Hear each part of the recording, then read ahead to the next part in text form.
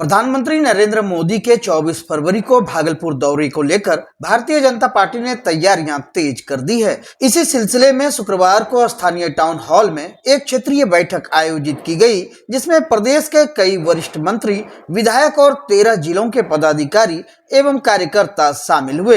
बैठक में प्रधानमंत्री के दौरे को सफल बनाने के लिए विधि व्यवस्था, आवासन, भोजन, सुरक्षा, ट्रैफिक प्रबंधन और पार्किंग जैसी व्यवस्थाओं पर गहन चर्चा हुई।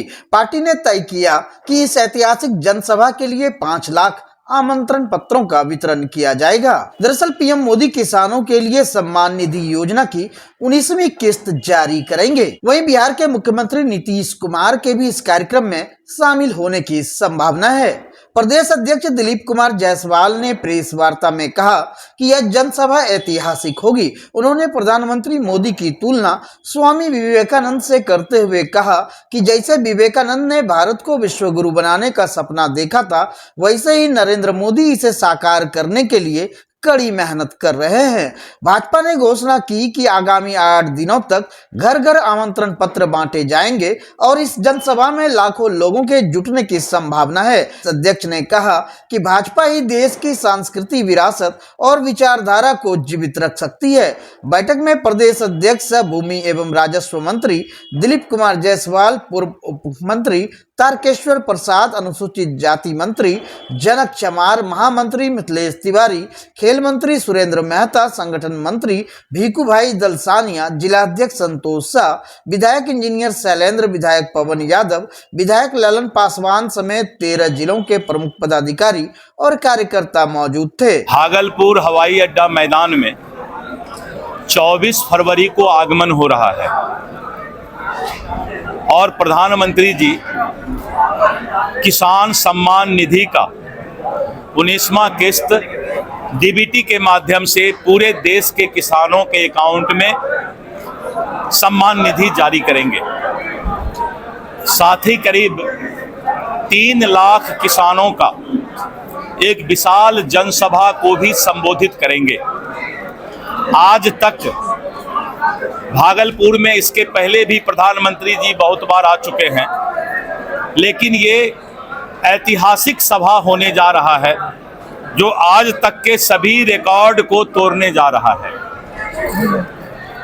आज प्रधानमंत्री जी के कार्यक्रम को सफल बनाने हेतु एक समीक्षा बैठक पार्टी के पदाधिकारियों की, वरिष्ठ कार्यकर्ताओं का रखा गया था, जिसमें 11 जिले के कार्यकर्ता, हमारे जिला के सभी पदाधिकारी, जिला का कोर कमेटी, मंडल के अध्यक्ष और मंडल के महामंत्री, ऐसे 937 प्रतिनिधि आज यहां पर 11 जिला से आए थे। 2 जिला खगड़िया, बेगूसराय को आज हमने यहां नहीं बुलाया था, इसलिए कि कल वहां एनडीए का कार्यकर्ता सम्मेलन है, तो उस 2 जिला की बैठक खगड़िया और बेगूसराय में ही होगी। कुल 13 जिला इस किसान सम्मान निधि और जनसभा में आमंत्रित किए जा रहे हैं। भारतीय जनता पार्टी एवं एनडीए के सभी घटक दल करीब 5 लाख आमंत्रण पत्र इस 13 जिला में किसानों के घर घर तक पहुंचाएंगे, जिसमें करीब 1.5 लाख आमंत्रण पत्र भागलपुर जिला और नवगछिया जिला में जा रहा है। 50,000 आमंत्रण पत्र बांका जिला में जा रहा है और बचे हुए पूर्णिया, कटिहार, मधेपुरा, मुंगेर, जमुई, लखीसराय, शेखपुरा और ऐसे जिला खगड़िया, बेगूसराय में भी आमंत्रण पत्र भेजा गया है।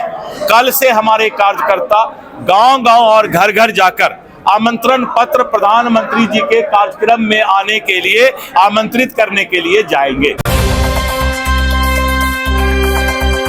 एक और जहां पूरा विश्व वैलेंटाइन डे मना रहा है, वहीं भारत ने पुलवामा हमले की याद में ब्लैक डे मनाया और भागलपुर में लोग मातृ पितृ दिवस मना रहे थे। इस अवसर पर लाजपत पार्क में एक विशेष कार्यक्रम आयोजित किया गया, जिसमें बच्चों ने उल्लासपूर्ण माहौल में माता पिता की पूजा अर्चना की और अभिभावकों ने भी अपने बच्चों को प्यार और आशीर्वाद दिया।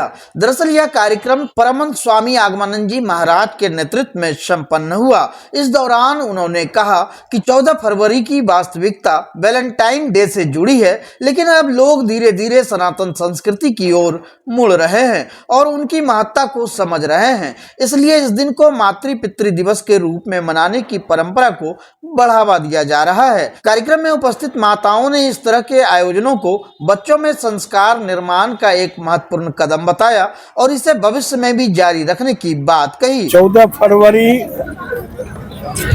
वस्तुतः वैलेंटाइन डे के नाम से प्रसिद्ध है। उसका बहुत सारा इतिहास है। वो पाश्चात्य संस्कृति की देन थी, जो अपने भारतीय सनातन संस्कृति पर कुछ दिन हावी रहा।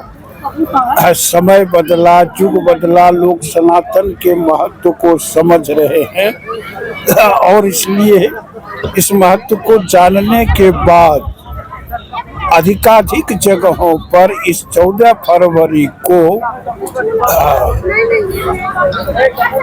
उन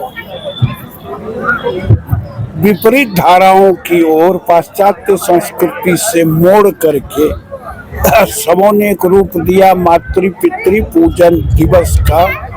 अनेक जगहों पर तो ये मनाए ही जा रहे हैं। खास करके भागलपुर में जागृति युवा संस्थान की ओर से ये प्रतिवर्ष मनाए जा रहे हैं, जिसमें हमारे इस नगर के सभी जितने भी नेतृत्वकर्ता हैं, बुद्धिजीवी हैं, विद्वान हैं, मनीषी हैं, सब लोग इस कार्य में उपस्थित रहते हैं और ये एक अच्छी शुरुआत है। सनातन की वृद्धि के लिए ये चलता रहेगा और निश्चित रूप से इसका प्रभाव है उस पाश्चात्य संस्कृति में पढ़ करके जो हम लोग इसका अर्थ लगाते थे वो समाप्त हो चुकी है। वहीं सुल्तानगंज के ए.के. गोपाल कॉलेज के समीप वैदिक जागृति मंच द्वारा मातृ पितृ पूजन दिवस समारोह पूरे भक्तिमय माहौल में धूमधाम से मनाया गया। इस कार्यक्रम का उद्घाटन प्रखंड विकास पदाधिकारी संजीव कुमार, थानाध्यक्ष विवेक कुमार जायसवाल और सुबोधानंद जी महाराज ने दीप प्रज्वलन कर किया। कार्यक्रम का नेतृत्व भागलपुर के अधिवक्ता कैलाश पंडित और वैदिक जागृति मंच के अध्यक्ष दीपांकर प्रसाद ने किया। इस दौरान सैकड़ों माता पिता को उनके बच्चों ने भारतीय संस्कृति के अनुसार पूजन कर परिक्रमा की और आशीर्वाद लिया। पूरे आयोजन में भक्तिमय माहौल बना रहा। इस कार्यक्रम को सफल बनाने में संजय पोद्दार, त्रिवेणी शर्मा, किरण भाई, मनोज कुमार सहित कई ग्रामीणों का योगदान रहा। बिहार में शराबबंदी के बावजूद तस्कर नए नए हथकंडे अपना रहे हैं। इसी क्रम में नवगछिया पुलिस ने एक बड़ी कार्रवाई करते हुए 234 कार्टन विदेशी शराब बरामद की है। तस्करों ने ट्रक के ऊपर गिट्टी लादकर अंदर ताखाना बना रखा था, जिसमें शराब छुपाई गई थी। पुलिस ने ट्रक जब्त कर 2 तस्करों को गिरफ्तार कर लिया है। नवगछिया एसडीपीओ ओम प्रकाश ने बताया कि मद्य निषेध इकाई बिहार पटना से सूचना मिली थी कि झारखंड से एक हाईवा ट्रक में भारी मात्रा में अवैध शराब मधेपुरा ले जाई जा रही है। इस सूचना पर नवगछिया थाना टीम ने त्वरित कार्रवाई करते हुए नवगछिया 0 माइल के पास वाहन चेकिंग अभियान चलाया। पुलिस ने झारखंड से आ रहे एक ट्रक को रोका और जांच में गिट्टी के नीचे ताखाना बनाकर छिपाई गई 234 कार्टन शराब बरामद की। ट्रक झारखंड से मधेपुरा जा रहा था। गिरफ्तार तस्करों की पहचान झारखंड निवासी विजय राउत और मोहम्मद हजला के रूप में हुई है। पूछताछ में उन्होंने अन्य शराब माफियाओं के बारे में भी पुलिस को जानकारी दी है, जिसके आधार पर पुलिस आगे की जांच कर रही है। दरअसल बिहार में शराबबंदी को प्रभावी बनाने के लिए पुलिस लगातार अभियान चला रही है, लेकिन शराब माफिया नए नए तरीके अपना रहे हैं। पहले एम्बुलेंस, कचरे के ट्रक और भूसे की गाड़ियों में शराब की तस्करी हो चुकी है और अब गिट्टी लदे ट्रक के तहखाने में शराब छुपाने का मामला सामने आया है। एसएचओ और अपनी टीम के साथ नवगछिया 0 माइल पे इन्होंने चेकिंग लगाया और चेकिंग के क्रम में हाइबर ट्रक संख्या JH09BA 9827 की तलाशी के लिए जब उसको रोका गया तो वो तेजी से भागने का प्रयास किया गया, जिसे पुलिस के द्वारा अपने दलबल के साथ रोका गया और उसकी विधिवत तलाशी ली गई। विधिवत तलाशी के दौरान उस पे हाईवे पे लदे हुए 234 कार्टून शराब बरामद किया गया और उसमें जो चालक और उपचालक जिनका नाम विजय राउत है और मोहम्मद हजला है, दोनों झारखंड के रहने वाले हैं, दोनों को गिरफ्तार किया गया। तिलकामांझी भागलपुर विश्वविद्यालय के स्नातकोत्तर हिंदी विभाग में पिछले 5 दिनों से चल रहा आमरण अनशन आखिरकार कुलपति प्रोफेसर जवाहरलाल की सकारात्मक पहल के बाद समाप्त हो गया।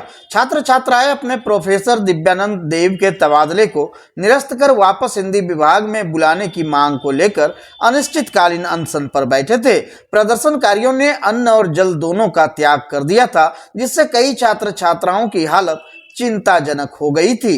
दरअसल 31 जनवरी को प्रोफेसर दिव्यानंद देव के जन्मदिन के अवसर पर विभाग में छात्र छात्राओं के दबाव में प्रोफेसर ने कृत्रिम तलवार से केक काटा था, जिसका वीडियो सोशल मीडिया पर वायरल हो गया था। इसके अलावा छात्र छात्राओं के डांस का वीडियो भी सामने आया, जिसके बाद विश्वविद्यालय प्रशासन ने जांच कमेटी गठित कर रिपोर्ट के आधार पर प्रोफेसर का तबादला नारायणपुर कॉलेज कर दिया। 5 दिनों से जारी अनशन के कारण छात्रों की स्थिति बिगड़ती देख कुलपति प्रोफेसर जवाहरलाल ने विश्वविद्यालय प्रशासन की ओर से सकारात्मक पहल किए जाने का आश्वासन दिया, जिसके बाद अनशन समाप्त हुआ।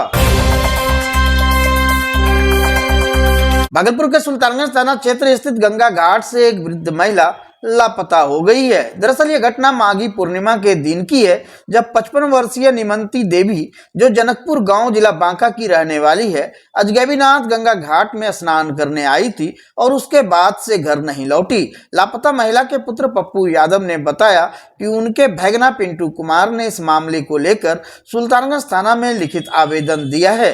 परिवार काफी चिंतित है और स्थानीय पुलिस से महिला को जल्द से जल्द खोजने की गुहार लगा रहा है। फिलहाल पुलिस ने आवेदन दर्ज कर लिया है और महिला की तलाश जारी है।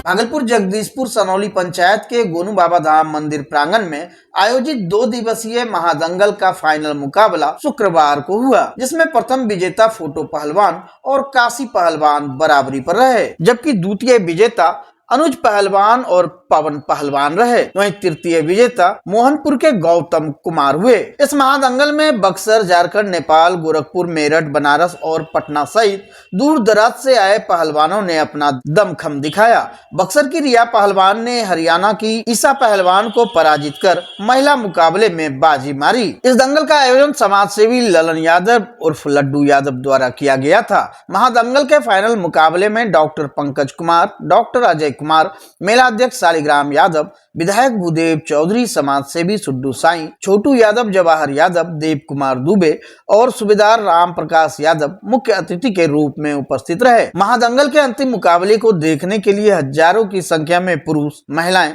बच्चे और युवा दर्शक प्रांगण में उमड़े और रोमांचक दंगल का आनंद उठाया। बाकी जो गोनू बाबा धाम में महिमामयी गर्मामयी अखाड़ा होता है, गोनू बाबा के आशीर्वाद से 3 दिवसीय मेला जो होता है, तो 2 दिन के दंगल में आज जो लास्ट फाइनल हुआ कुश्ती का, उसमें फर्स्ट प्राइज के रूप में फोटो पहलवान और काशीनाथ पहलवान में कुश्ती हुई, जो बराबर पर छूटी।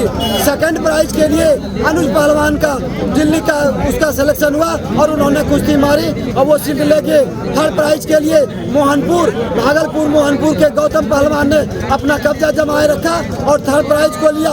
और मैं आपको आगे बताते चलूं कि गोनू बाबा धाम का ऐतिहासिक गर्मामयी महिमामयी अखाड़ा दिन प्रतिदिन हमारे बाप दादों के जमाने से चलते आ रहा है और हर वर्ष आगे ही आगे बढ़ता जा रहा है। आज का भीड़ आम और आवाम को देख करके आप लोग भी अंदाजा लगा सकते हैं कि ये गोनू बाबा धाम इतिहास का ये गवाह है कि इतना भीड़ आज तक नहीं हुआ था और भारतवर्ष में इसका नाम होते जा रहा है। मैं बताते चलूं कि गोनू बाबा धाम धार्मिक न्यास बोर्ड मंदिर को आयोजित धार्मिक न्यास बोर्ड मंदिर को बढ़ाने में हमारे धर्मदास शुक्ला जी का बहुत अहम रोल होता है। सालिग्राम यादव अध्यक्ष बनाए गए हैं धार्मिक न्यास बोर्ड से, उनका भी अहम रोल होता है। उन लोग के दिया गया दायित्व को ललन यादव और लड्डू यादव समाज सेवी के रूप में बहुत बड़े एकदम डिसिप्लिन और शिष्टाचार से इस अखाड़े को करवाते हैं। आम और आवाम का काफी सहयोग होता है।